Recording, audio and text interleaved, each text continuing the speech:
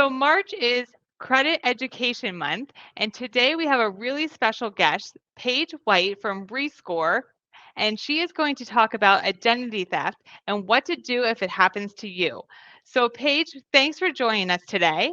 Absolutely. Thank you so much for having me, and I appreciate you allowing me to share some great information. Well, we appreciate your knowledge and we're really interested in learning from you today. So I can't wait to have you educate us. So just talk to me about identity theft and what to do if it happens to me. Well, yeah, I mean, identity theft can be super overwhelming and extremely expensive. And so most people just don't understand that it's not just about, okay, well, I have identity theft now, I have to get it off my credit report. I mean, you might need to hire attorneys. If you lose a lot of money, there can be some major financial challenges there too. And there's medical fraud, there's medical ID theft and that type of stuff. So it's really important to protect yourself when it comes to your credit. And obviously that's what we specialize in, is always having a credit monitoring site to track your credit. I would say that is probably the first thing that everybody needs to do. And, I don't necessarily have a favorite website or monitoring site that you would want to use. We use ID Club, and we have a link that we can send out to people. But as long as you're tracking your credit, that way you have the ability to protect yourself. So that's number one. Okay.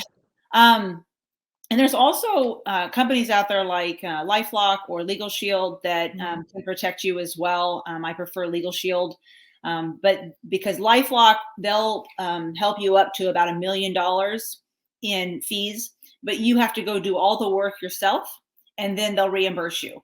Legal Shield, they'll actually do the work for you, so you're not, and they'll also do it up to like $1 million. So those are just some recommendations right up front.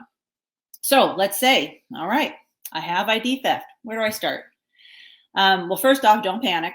That's I would. right, and that's going to be natural. The first most important thing you want to do once you see something like that happen is contact all 3 credit bureaus and put a freeze on your credit. Okay. Now there is 2 different types of freezes, if you will.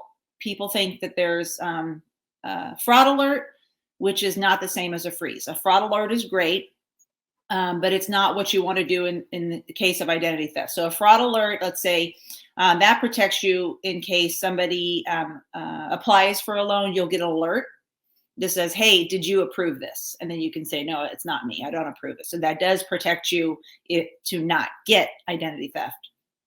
But the freeze is going to put everything on hold. It's going to lock everything up. Nobody else can charge anything. Nobody else can do anything. I will make a fair warning that if you ever do a freeze, they're going to give you a PIN. Never, ever, ever lose that PIN because it will be a nightmare to try to get it unfrozen. Yes. Okay. So that's going to be really important. So that's your first step to protect yourself and give yourself a little bit of a breathing room and to make yourself feel a little bit better. Okay. Okay. All right. So then what do? Well, certainly you can contact a company like ours, and we can help guide you along. But for your own steps, you're going to have to fill out a police report. So the reason why this is important is because there is, oddly enough, a lot of fraud on the other end when it comes to people claiming identity theft when there really was not truly identity theft. They're just trying to get out from having to pay their bills, or they're fraudulently stating that they had ID theft. So getting that police report is important. Now here's a little interesting fact about the police report and going. So everybody's district, their police district, is graded on how much crime they have in their area. So ID theft is considered a crime. So they want to keep their percentages down. So there are a lot of districts that I have been told by previous clients that, oh, you don't need to file a police report, or, oh no, you don't do that here. You go down to this district and do that. Or they make it very, very difficult and very challenging. So it's important that the individual sticks to their guns. No, I'm here. I was told this is where I need to be. This is my district, or this is where the ID theft happened. this is where I need to file it, and then move forward with filing, and don't let them dissuade you or frighten you to move on. So that's the first step. The Okay. second step is you are going to fill out an ID theft affidavit. Now, of course, we have them on hand, and I can send you one, Rebecca. So if you ever have somebody that you come across that you have that in your arsenal to help them out, it is, I think, about 9 pages long. So Wow. it's challenging. I mean, if you're going to file ID theft, they're going to make it challenging on you, that not just everybody's going to want to do it. And then you're going to have to go get it notarized.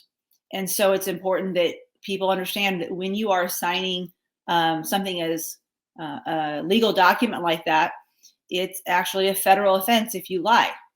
Mm.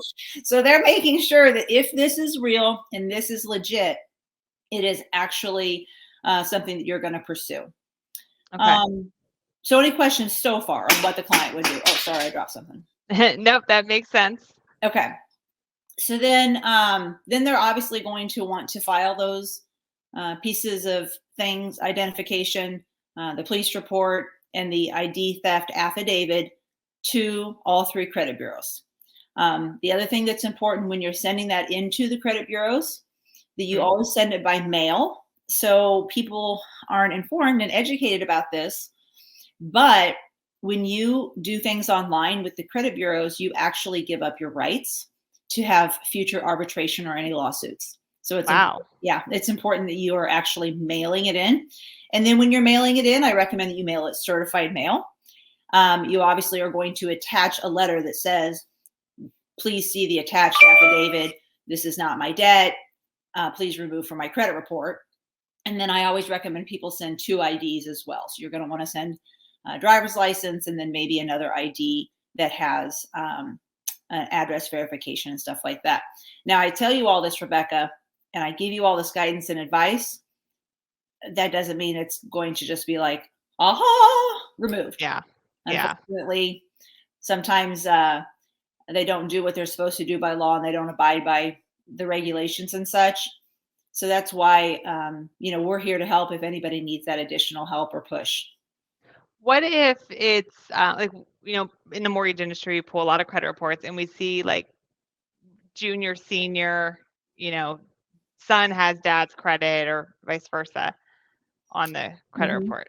Yeah, that's not going to be the same as identity theft. Correct. Yeah, that's just going to be, it depends on how, you can just first off just send in a dispute stating that is my dad, or that's my son, or Okay. that's, so you can send it in just like that. But if you are having difficulties, then you can send in an affidavit of fact. That's going to be completely different. The affidavit of fact is also something that you're going to get notarized and send it in with a statement stating that's not my debt. This is my Okay. father's. This is whatever. But it's similar but different. Okay. All right. Is there anything additional we should add to that?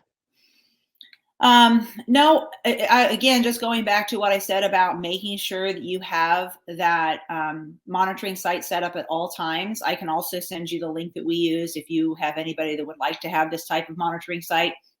Also, Credit Karma, for instance, is free. Nothing wrong with Credit Karma.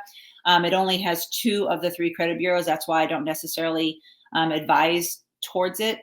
But another thing is, it's good for you and all of your clients or your circle of influence to know is that when you are looking at a credit monitoring site, as we're encouraging you to get one, don't get upset or excited about those scores. Those aren't your FICO scores. And you can obviously educate your clients on that.